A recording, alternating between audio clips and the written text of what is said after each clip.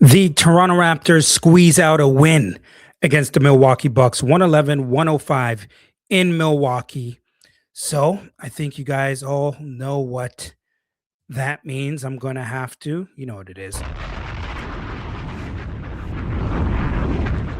Have to drop one. I'm going to have to drop one. And the crazy thing about this game is that, this is one of the first games where I've watched the Toronto Raptors play and get the win. And I wasn't ecstatic about it. Like, this is one of those games where I watched them. I'm like, really? Now, no, don't get me wrong. I'm not complaining. A win is a win. And I've told you many times that you take wins however you can get them.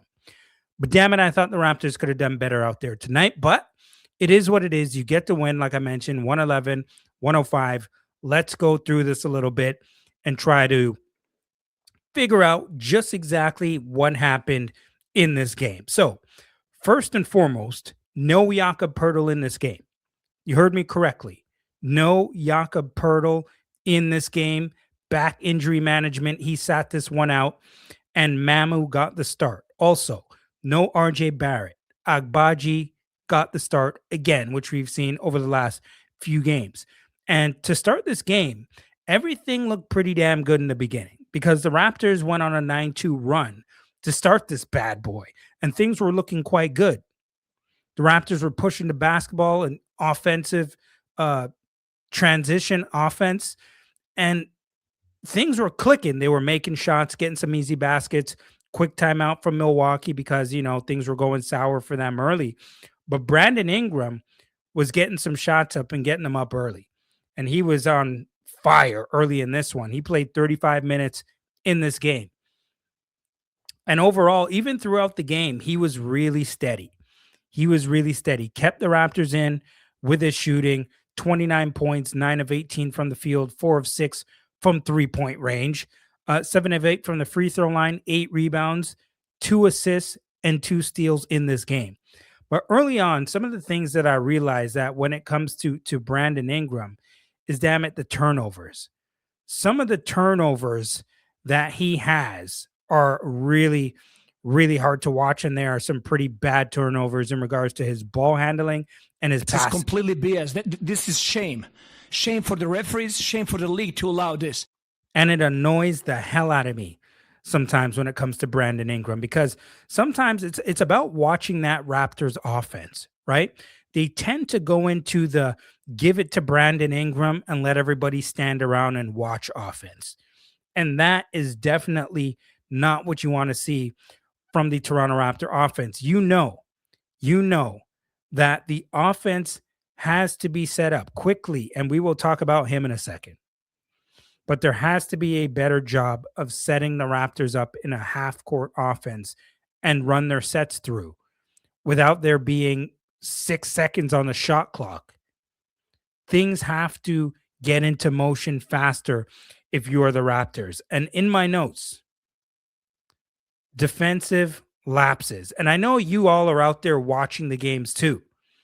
But if you haven't watched this game and you're just listening to me speak about it now, there are lapses at times where guys are just standing around and waiting to cherry pick.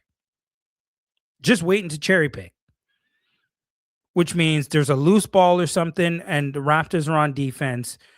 Milwaukee ends up coming out with the possession, but you guys leaking out down the floor, looking to get a pass tossed over everyone's head so they can get out there and get a layup. You can't continuously do that on defense, especially when you're playing against good teams. Now, you can get away with it now that you're playing against a team like Milwaukee. But if you're playing against anyone good, and even if Milwaukee had Giannis, you probably lose this game. Now, granted, I mentioned to you that you don't have Barrett, you don't have Poeltl. But at the end of the day, it's the small things that matter. And that's what we have talked about over and over and over again. Turnovers. The Raptors did a better job in the second half of taking care of the basketball. But total, 17 turnovers in this game. Too many. That is too many. And I just mentioned it. If you are playing a quality team. That number is a problem. It's a problem. And at some point, they're going to have to uh, take a much better emphasis on not turning over the basketball, especially just bad, careless turnovers, unforced turnovers. So it's not even the defense that's really turning the ball over. It's just carelessness from the Raptors on offense. 7 turnovers with 2 minutes remaining in the first quarter. You heard me correctly. 7 turnovers with 2 minutes remaining in the first quarter. Happening over here during whole season. I've been calling it back. It's a complete crap. But at the end of the day, 31-25 after the first quarter, Scottie Barnes had 9 points, 2 blocks. Ingram had 9 points, but 3 turnovers. And I'll tell you what, Scottie Barnes did a really nice job in this game overall with all the things that he did. He played 36 minutes in this game. He had 24 points. He was 10 of 14 from the field, 2 of 3 from three-point range, 2 of 5 from the free throw line, but 11 rebounds. He gave you 2 assists, 1 steal, and 2 blocks. So if the Raptors can continue their winning ways, and I'm just saying, let's say the Raptors are a 3 seed, 4 seed going into the All-Star break. And everybody remember, All-Star voting is now in progress. So you can go and cast your vote. The Raptors may get 2 All-Stars in the All-Star game this year with Brandon Ingram and Scottie Barnes. We're going to have to keep our eye out on that one. So let's get into the second quarter here now. The Bucks come out and they're playing a 2-3 zone. And, you know, it's completely fine. Do whatever the hell you want to do. But luckily, the Raptors were making 3-point shots and keeping the Bucks on their toes from a defensive standpoint. Now, from 3-point range, the Raptors did shoot 13 of 35, but they did just enough in that second quarter to be able to fend off the zone. Ingram and Barnes that I mentioned here in my notes, absolutely cooking. 14 points for Barnes, 11 for Ingram with just over 7 minutes remaining.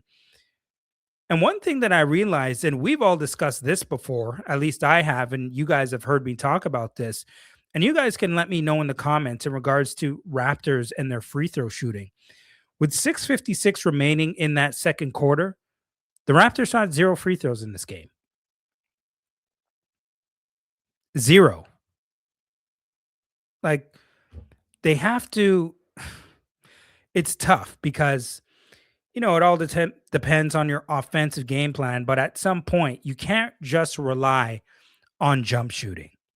You got to be more aggressive going to the basket. And they did a much better job of that in the second half when they actually started to get some damn calls.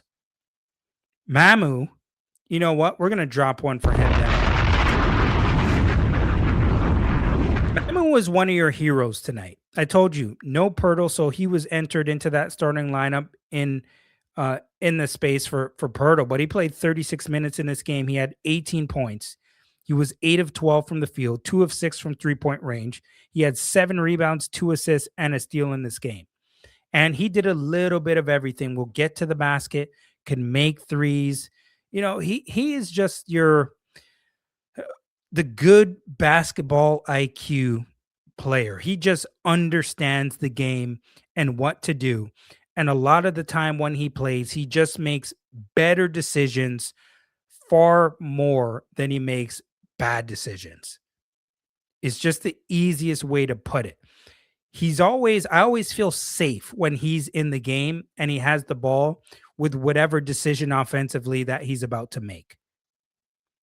From a defensive standpoint, I'm not mad at him. Like, he's not great. He's not terrible either. But from an offensive standpoint, I definitely trust his judgment out there. Now, boy, I'll tell you, the crazy thing about this game is that the Bucks did a way better job outscoring the Raptors bench. And I'm talking about the Bucks bench in this game. Like they were much better scoring. I mean, Bobby Portis, Ryan Rollins, Gary Harris. I mean, compared to the guys that we had coming off the bench scoring the basketball, Jamison Battle, Collin Murray-Boyles, Jamal Shed, Walter, Grady Dick. I mean, they absolutely crushed us in regards to scoring off the bench in this game. But the bench did just about enough, and they did a better job in that second half. And I want to get to that in just a second. And listen to this. Remember, I was telling you about the free throws, and listen, it was over 11 minutes. Listen to this. It was over 11 minutes into that second quarter before the Milwaukee Bucks got called for their first foul in that quarter. Before their first foul, over 11 minutes. It was almost halftime. Come on now, dog. Come on, man. Just absolutely ridiculous. And I don't get the officiating a lot of the times. There's no consistency. Not all the time, because the refs in the NBA do a fantastic job. It's a tough game to officiate. But for God's sakes, there has to be some kind of consistency when it comes to calling these games. I mean, a bunch of times we've seen guys go to the basket, Barnes, Ingram.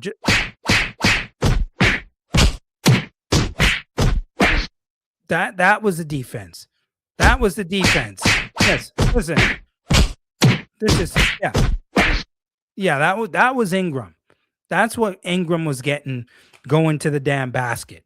Okay, now the Bucks did make a bit of a run, but luckily the Raptors did close out the second quarter pretty decently in this one, and it was a 57-53 Raptors lead at the half. And Mamu at that point had 14 points. I mean, he was 6 of 8 from the field. Let's get to the third quarter here. I'm not going to do this in 12 minutes. You can call me the fifth quarter, but damn it, I'm going into overtime. Okay.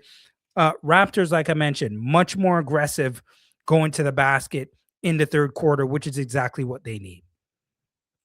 Turner is there. Yes, I get it.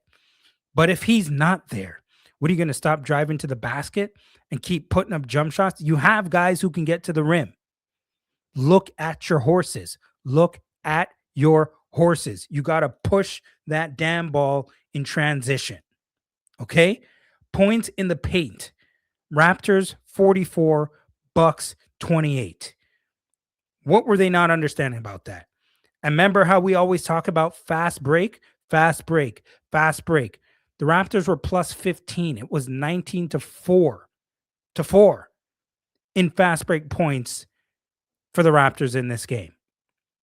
And so if you know that you have an Ingram, you have a Barnes, you have an Agbaji, you have the pieces that you need to run that damn basketball and score before they can set that defense up in a half-court possession, you do it by all means. Quickly, let's go over some of the numbers that Quickley has, because there's still a few people that I got to mention and speak about here. Immanuel Quickley did not look very good in this game. I'm just going to keep it 100 with you. 29 minutes in this game. He had 9 points. He was 3 of 11 from the field, 0 of 4 from three-point range, 3 of 4 from the free throw line, 6 rebounds. He did have 10 assists, though, so we got to give him a shout out for that, and 1 steal. And he was driving me nuts at times in this game. Absolutely nuts, because I find there are times where he does not do a very good job of running the offense, which is why at times you got to see him and Shed in the lineup together. Now, Shed, even though he wasn't great offensively, he still provided you, and he gave you some really good points in the back end to close out this game. But he had 23 minutes, 8 points in this game, 3 of 9 from the field, 1 of 5 from three-point range. But he also gave you 10 assists. And he gave you 2 rebounds on top of it. So it's really nice that Darko Rajakovic has the 2 point guards that he needs to be able to get the job done. And to me, Immanuel Quickley has to do a better job of getting his guys in position to score from an offensive standpoint. He has to run the offense a little bit better. He's got to slow down looking for his shot and try to set guys up for their shot. And a lot of the time, I think Jamal Shed just does a little bit better job of doing that because, he's a bit of a more traditional point guard. Immanuel Quickley is more of a scoring point guard. But there was one possession when I'm talking about. Remember before I was talking about the cherry picking and guys looking to score? There was a possession. I can't remember who shot the ball from Milwaukee, but it came off the rebound and the ball was kind of loose and Scottie Barnes was chasing it, but like Immanuel Quickley was closer to getting the basketball than Scottie. Immanuel Quickley kind of assumed that just Scottie would get there. And instead of going after the basketball, he decides that he's just going to leak out down the court so that Scottie would be able to get it to him, throw him the pass because he's cherry picking, and it would be an easy basket. And that just did not happen at all. Milwaukee ended up getting possession of the basketball, and I believe that they ended up scoring. But just small things like that absolutely drive me nuts. They just drive me crazy at times when that happens. And I cannot stand seeing something like that. But after 16-2 in regards to fast break points, and the Raptors had a 7-point lead. It was 83-76. Now we're going to get into the fourth. Quickly, like I mentioned, making plays for others is going to be key. It is going to be key. You see this guy that you have, Brandon Ingram, weapon. Scottie Barnes, weapon.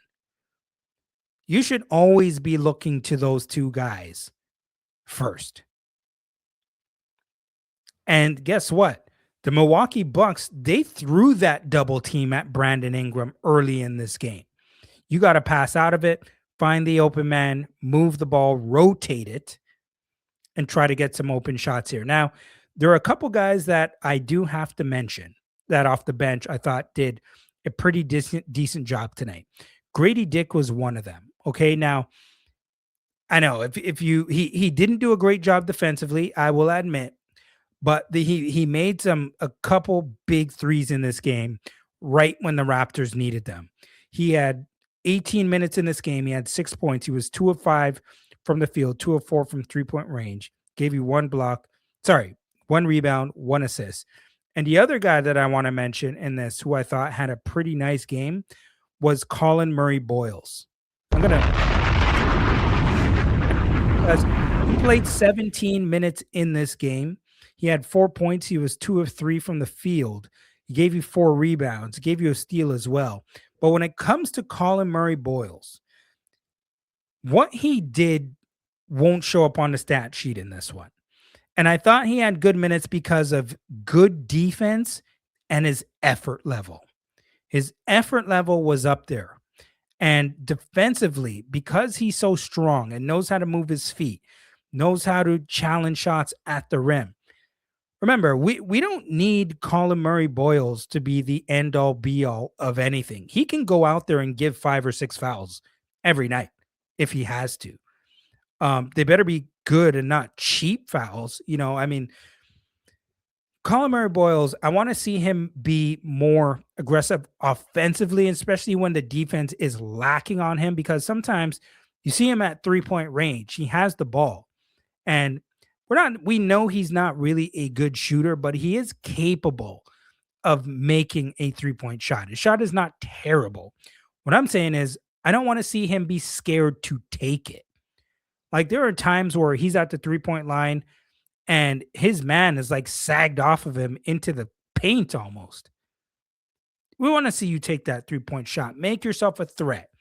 You can't be scared to take that shot. You got to take that shot. And damn it, you got to make a few of them. Okay? Now, Immanuel Quickley, like I mentioned, he did redeem himself a little bit towards the end of this game. Towards the end of this game, he did redeem himself just a little bit. So I'll give him credit where it's due. He made a few shots in the paint towards the end of the fourth quarter, knocked down some free throws as well. And then Jamal Shed comes in, hits a dagger 3, and there it goes. The Raptors win. I'm ballsy. I don't take no shit from anyone. I smoke my stogie anywhere I want. Listen, not ecstatic about the win, but a win is a win. Okay, it is 111 105. Raptors pull it out in Milwaukee. At Mike Roach 7 on X. Nope, that's at Mike Roach 23 on X. At Mike Roach 7 on IG. Make sure you follow, like, subscribe, and share the Mike Roach podcast. And if you have not already done so, make sure, and folks, when you're watching the podcast, make sure you hit that hype button. I believe it's good for something. Hit the hype button right around where the comments are, because it'll help to share this podcast and make it more noticeable on YouTube. If you haven't already seen Quincy Guerrier, sorry, Quincy, was on the podcast earlier this afternoon. And if you have not seen it, go check it out. Go check it out. The Raptors 905, perfect 14-0. Perfect 14-0 as they enter the winter showcase. And, he's a very humble, confident young man back in the lineup. He was injured a bit in training camp, actually, but has returned to the lineup, and he has been a positive force back in the lineup. So go check out that interview. I am sure you will like that. And the Raptors, they'll be back at it again. They got another game coming up on Saturday against, I believe, the Boston Celtics. I'll have to check that. But again, I believe it's against the Boston Celtics. Anyway, this is the Mike Roach podcast. Until next time, I'm out.